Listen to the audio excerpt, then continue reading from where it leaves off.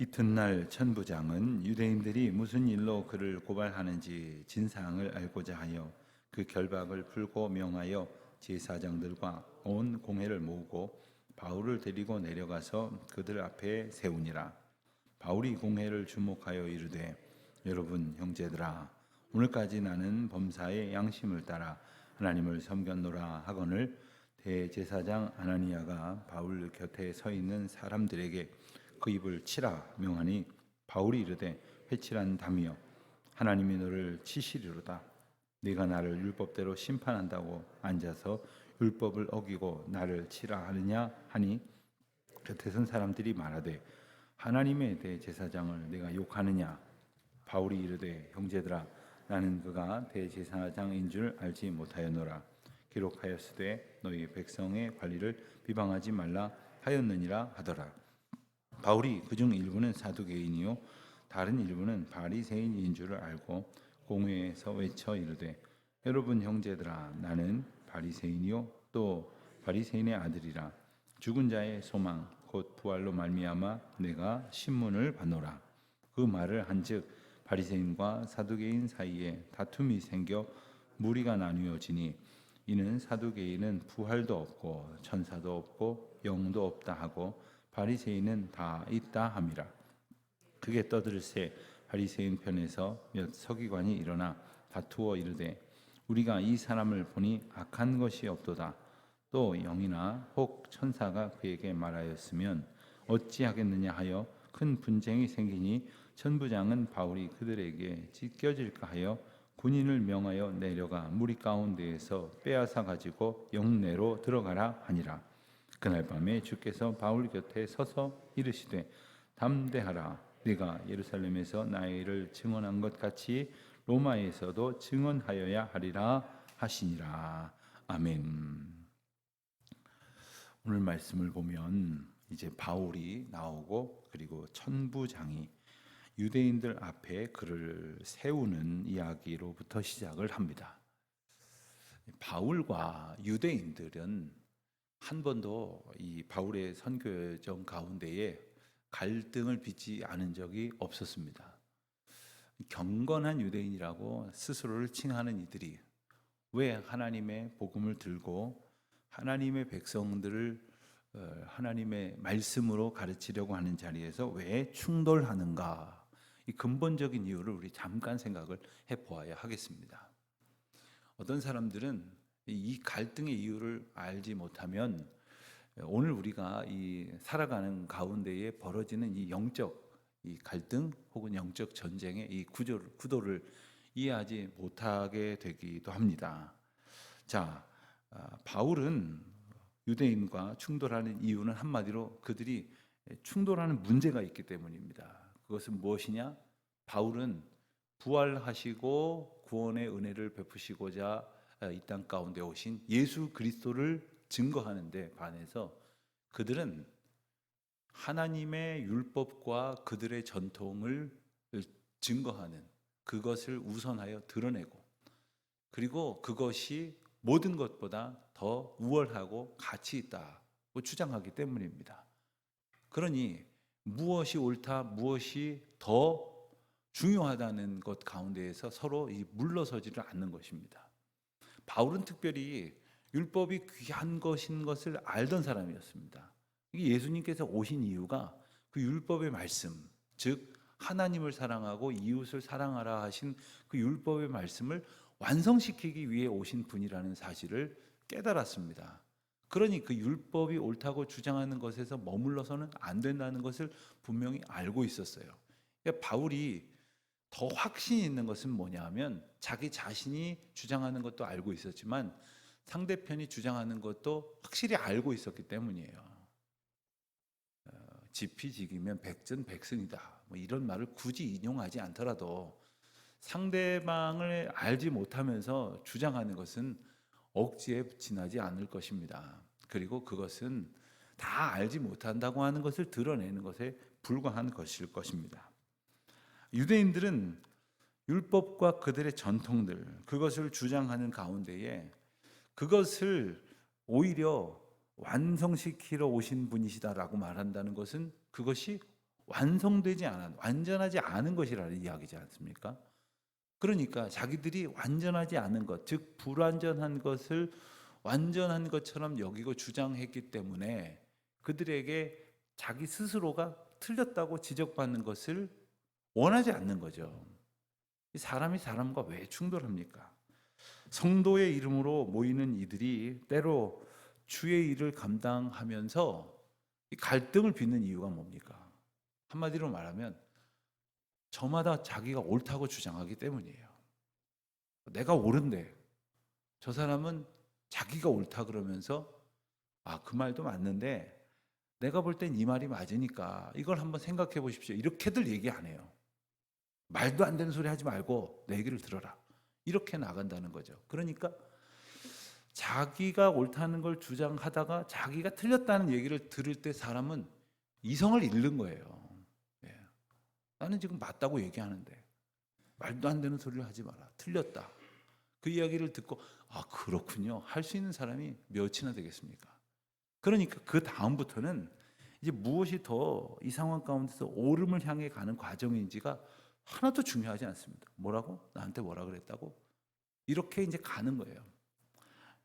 그래서 사람들이 이렇게 다투는 거 보면은 한참 지나서 부부싸움을 하든지 혹은 심지어는 자녀와 부모가 이렇게 갈등을 빚든지 혹은 성도가 갈등을 빚든지 간에 한참 지나서는 가만히 있어봐. 이게 왜 이 논쟁이 왜 시작됐지? 이 싸움의 시작이 뭐였지? 생각도 안 날 때가 있어요. 무슨 말을 했는데 정작 그 이슈는 사라지고 당신은 왜 맨날 그렇게 말을 해? 그럼 맨날? 내가 언제 맨날 그렇게 말을 했다는 거예요? 당신은 항상 이러더라? 그럼 맨날하고 항상이 싸우는 거예요. 여러분 오늘 본문 말씀에 보면 그 이유를 분명히 우리는 알아야 합니다. 내가 옳다? 네가 옳냐? 내가 옳다 하는 주장은 이것은 해결이 안 됩니다. 그런데 예수님께서 우리에게 오신 이유는 뭐냐면 항상 오르신 절대 기준, 절대 주권자가 오셨다는 거예요. 그러니까 항상 오르신 그 분 앞에서 우리가 내가 옳지 않음을 고백할 수 있는 것이 하나님 앞에 바른 성도의 신앙의 태도가 아니겠습니까? 천부장은 지금 바울을 유대인들 앞에 세웠습니다. 이른바 대질신문입니다. 천부장은 아직도 이유를 모르겠어요. 사람들이 왜 바울을 이렇게 죽이려고 하는지. 그래서 그들을 모아다 놓고 바울을 아예 세웁니다. 그리고 바울이 이야기를 시작을 합니다. 1절 말씀을 보면 나는 범사의 양심을 따라 하나님을 섬겼노라. 그랬더니 곁에 서 있던 대제사장이 저 입을 치라. 그자의 입을 치라. 그러니까 바울이 반박을 하면서 말했죠. 회칠한다며 하나님이 너를 치시리로다. 네가 나를 율법대로 심판한다고 앉아서 율법을 어기고 나를 치라 하느냐? 바울은 알고 있었어요. 그 말이 얼마나 자기의 생각만을 가지고 지금 바울이 이야기하는 것을 판단하고 있다는 것을 알고 있었어요. 그랬는데 뜻밖의 그 문제를 제기합니다. 누가 4절에서 보니까 곁에 선 사람들이 말하되 하나님의 제사장을 내가 욕하느냐? 욕하느냐라는 말은 아무리 봐도 바울이 그 욕을 그러니까 이제 어떤 상스러운 이야기를 비난하는 말을 하지는 않았습니다. 근데 이 원어의 뜻은 판단하느냐 이런 말이에요. 그러니까 그들 생각에는 대제사장은 판단해서도 안 된다. 그렇게 생각을 했던 거죠. 그렇지만 바울은 그 부분에 대해서는 이제 수긍을 합니다. 왜냐하면 그 부분에 대해서 그들이 가지고 있던 어떤 그 신앙의 분명한 기준이 하나의 기준이기도 했기 때문에 거기에 대해서 인정을 합니다. 내가 몰랐노라. 6절 말씀에는 바울이 그들의 형편을 보면서 그들이 정작 반드시 짚어봐야 할 이슈를 제기합니다. 그것은 뭐냐면 6절 맨 마지막 부분에 나오는 것처럼 죽은 자의 소망 곧 부활로 말미암아 내가 신문을 받노라. 그러니까 내가 이렇게 신문을 받고 논란의 정점에 서 있는 이유가 무엇인가? 그러니까 바울이 이렇게 환란을 겪으면서도 지금 바울이 그 길을 걸어가고자 하는 것은 바로 예수 그리스도의 부활을 주장했기 때문이다 라는 사실을 분명히 그들에게 새롭게 인식시켜 줍니다. 여러분, 예수님이 하나님이시라고 바울이 증언을 했기 때문에 그들이 한마디로 말해서 이렇게 회가닥한 거예요. 뭐 하나님, 그럼 예수가 하나님이면, 그러면 하나님은, 우리가 믿던 하나님은 어디 가셨다는 말이냐? 그 하나님께서 예수 그리스도를 보내셨다는데 그들은 자기들이 가지고 있는 기준에서 인정하고 싶지 않으니까 자기들이 가지고 있는 하나님에 대한 이야기를 완전히 뒤집어 버렸다는 거예요. 자기들이 잘못 생각하고 있다는 지적을 하는 겁니다. 그런데 바울이 말하는 그 예수님이 하나님이시라고 하는 것에 대한 가장 확실한 증거 중에 하나가 그의 부활이었거든요. 그런데 이 제기를 하는 이유는 뭐냐 하면 그 앞에 있는 무리들, 사두개인들과 바리새인들이 사실 하나로 섞일 수 없는 사람들이었어요. 한 무리가 될 수 없는 사람들인데 지금 한 무리가 되어서 바울을 공격하고 있거든요. 그 이후에 이 부활이라는 이슈가 있었던 것입니다.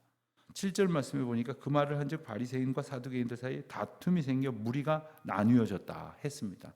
8절은 그 이유를 설명해 줍니다. 왜냐하면 사두개인은 부활도 없고 천사도 없고 영도 없다 하고 바리새인은 그와는 달리 이 세 가지가 다 있다고 주장을 하기 때문이다. 이렇게 성경은 친절하게 우리에게 설명을 해 줍니다. 여러분, 이 사두개인들과 바리새인들은 그냥 잘 모르겠으면 예수님을 대적한 사람들 이렇게 한 무리로 보기 쉽지만 분명히 다른 그룹들이에요. 예수님이 아니셨다면 맨날 같이 싸우던 그런 그룹들이에요. 사두개인들은 구약 성경에 나오는 그 사독 제사장의 후예라는 의미로 사두개인이라 이렇게 불리워졌습니다. 그들은 제사장 업무를 담당하고 그리고 실질적인 종교 권력자들입니다. 지금으로 말하면 교회의 담임 목사들이다 이렇게 말할 수 있겠습니다. 제사장들, 그러니까 각 회당에서 제사를 집례하는 그런 실질적인 영적 영향력을 붙들고 있는 그런 사람들이죠. 이 바리새인들은 바리새라는 말이 이제 구별됐다라는 뜻입니다. 그 율법으로 세상 가운데에서 구별된 거룩한 삶을 살고 있다고 스스로를 여기는 그런 사람들. 그러니까 율법을 연구하는 학자들. 그러니까 지금으로 말하면 굳이 구분을 한다면 신학교 교수들, 이 서기관들이요 바리새인들이라고 말할 수 있고 그들을 추종하는 무리들. 그러니까 율법이 더 중요하다라고 여겼던 이들이 바로 바리새인들이었습니다. 그런데 이 둘 사이에 절대로 섞일 수 없는 한 가지 이슈가 있으니 뭐 평소 같으면은 아무렇지도 않겠지만 이 예수 그리스도에 대한 이야기 가운데에 꼭 나오는 이야기가 바로 부활 아닙니까? 근데 사두개인들은 그걸 인정하지 않아요. 없다, 그런 건 없다 이렇게 생각을 합니다. 바리새인들은 뭐 예수님에 대한 논란에는 동의를 하지만 사실 부활이 없다는 주장 자체는 틀린 거다 이런 생각을 가지고 있었던 거예요. 그러니 이들이 근본적으로 하나가 될 수 없는 문제를 잠재하고 그리고 결탁해서 예수를 대적하고 있으니 얼마나 기가 막힌 노릇입니까? 영적인 측면에서 보면 가만히 들여다보면 도저히 하나님을 대적하여 연대할 수 없는 세상에 악한 세력들이 연대하고 있는 것을 보게 됩니다. 이게 영적 전쟁의 어떤 그 원리이기도 합니다. 이 공회의 다수, 지금 공회 앞에 섰다고 했지 않습니까? 이 공회를 구성하고 있는 중에 그 다수파는 주도권을 가지고 있는 부류들은 사두개파입니다. 수적으로는 바리새파가 적긴 합니다만 이 바리새파가 매우 강경한 사람들이에요. 그러니까 수적으로는 바리새파가 적어도 밀리지 않는 그런 그래서 이 갈등이 공회 안에서 이제 계속해서 빚어졌던 것이기도 합니다. 바로 그 갈등의 모습이 9절 이하에 나옵니다. 바리새인 편에서 몇 서기관이 일어나 이 사람을 보니 악한 것이 없다. 영이나 천사가 그에게 말하였으면 어찌하겠느냐. 갑자기 이제 바울이 한 이야기가 정말 맞으면 어떻게 되는 거냐. 하긴 우리가 생각한 대로 부활도 있고 그리고 천사도 있고 그리고 어떤 영적인 이 어떤 그 부분이 분명히 있지 않느냐. 우리가 그렇게 믿고 있지 않느냐. 그런데 그가 말하는 이게 정말 그 영역이면 그러면 큰일 난 거 아니냐. 이렇게 약간 정신이 돌아온 겁니다. 약간. 그러나 사두개파는 아예 그런 것도 믿지 않고 있었기 때문에 이번에는 이제 자기들끼리 갈등이 벌어지고, 그리고 서로를 마치 바울을 사이에 두고 서로가 바울을 차지하기 위해서 이리 당기고 저리 당기는 아마 그런 상황이 벌어졌던 모양입니다. 왜냐하면 10절에 보니까 그들이 이 바울을 서로 잡아당기는, 서로 그냥 일단 그의 신병을 확보하기 위해서 그들을 주장하다 보니까 심지어 바울이 그들 사이에서 이러다가 그냥 찢겨지게 생겼다. 그래서 군인들을 명하여서 그를 다시 이제 무리 가운데에서 구별하여서 영내로 들어가게 했다는 겁니다. 자, 여기까지 보고 지금 바리새파와 사두개파의 갈등이 참 우리의 시선을 사로잡는 부분이긴 하지만, 우리는 다시 바울이 어떤 마음을 가지고 있을까를 한번 생각해 보지 않을 수 없습니다. 자, 바울이 훗날 모든 그리스도인들이 위대한 전도자로 이렇게 귀하게 여기지만, 당시의 상황을 보면 바울은 가는 곳마다 핍박을 받았어요. 가는 곳마다 자기를 죽이겠다는 사람이 있어요. 여러분, 혹시 나를 아주 지독히도 미워하는 사람이 한 사람만 있어도 우리 제대로 못 삽니다. 누군가가 내게 앙심을 품고 가만두지 않겠다고. 실상 아직 내 앞에는 나타나지 않지만 들려오는 소리가 내가 진짜 가만두지 않을 거라고, 내가 깜빵에 가는 한이 있어서 내가 절대로 가만두지 않겠다고, 누가 이러고만 다닌다고 해도 아마 편하게 잠자고 밥 먹고 할 수 있는 사람 별로 없을 겁니다. 근데 바울은요, 가는 곳마다 그런 사람들이 죽이겠다고 달려들었고, 실제로 얼마나 많은 고난을 겪었는지 그의 고생담에서 표현하고 있지 않습니까? 바로 그날 밤에 11절 말씀을 보면 주께서 바울 곁에 서서 이르시되 담대하라, 담대하라. 네가 예루살렘에서 나의 일을 증언한 것 같이 로마에서도 증언하여야 하리라. 바울은 아마도 이전에 받았던 말씀을 의지해서 이렇게 저렇게 내게 주어진 소명을 다해야지 하는 생각도 했겠으나, 또 한편으로는 내가 이렇게 살아가는 게 이게 맞나? 내가 이런 일 감당하는 게 맞나? 저도 목회를 하면서 종종 그런 생각이 들 때가 있었어요. 정말 이런 어려움을 겪어가면서 목회를 하는 것이 맞나? 그러자면 나를 하나님께서 목사로 부르신 게 맞나? 내가 이 길을 걸어가는 것이 하나님께서 기뻐하시는 일인가 하는 회의를 당연히 갖게 될 수밖에 없다는 것이죠. 그런데 바울이 지금, 그래서 내가 이건 아무것도 더 이상 가능성이 없다고 절망하는 가운데에 하나님께서 새로운 비전을 보여주신 것이 뭡니까? 너 아직 할 일이 남아있다. 너 로마로 가서 내가 너에게 맡겨줄 이 사명을 감당해야 된다. 그러는데 미안하다, 지금까지 좀 힘들었지, 앞으로는 이런 일 없을 거야, 이런 얘기는 안 하세요. 그 대신 담대하라. 내가 지금 내 앞에 서서 이 약속의 비전을 나누는 것처럼 내가 너와 함께 할 것이다. 우리는 생각을 하기를, 주님, 다른 관두고 이 어려움 좀 내 앞에서 좀 치워주세요, 이것을 우리가 바라지 않습니까? 오늘도 그거 기도하러 오셨잖아요. 그 기도를 바꾸라고 말씀하시는 거예요. 그게 어떤 것인지 전 모르겠습니다. 다만 어떠한 상황이어도 그 길을 헤쳐갈 수 있는 주님의 도우심을, 내 곁에 서서 담대하라고 말씀하시는 주님의 임재를 매 순간 우리에게 허락하여 주십시오 라고 기도해야 되는 거죠. 믿음이 없어서 한 3걸음만 걸어가다 보면 다시 절망합니다. 그러면 3걸음에 한 번씩 주님 내게 나타나 주십시오, 이렇게 기도하면 될 것 아닙니까? 아예 매 순간 모든 걸음을 나와 동행하여 주심을 내가 확신하여 주와 같이 길 가는 것, 즐거운 일 아닌가 찬송하며 살아갈 수 있도록 주의 연약한 나를 불쌍히 여겨주시고 도와주십시오, 이렇게 우리의 기도가 바뀌어져야 하겠죠. 바울에게 오신 주님이, 담대하라고 말씀하신 주님이 저와 여러분의 삶 속에서 지금까지 말씀해 주셨고, 그리고 지금도 이제도 하나님의 음성과 임재를 통해서 우리를 지켜 보호하여 주실 것을 믿고 그 걸음을 걸어가는 저와 여러분 되시기를 주의 이름으로 축원드립니다. 하나님 아버지, 주님이 우리와 함께 하심을 믿음으로 고백하고 담대하게 주의 사명 맡은 자로 살아가는 저희들 되게 하여 주시옵소서. 예수님의 이름으로 기도합니다. 아멘.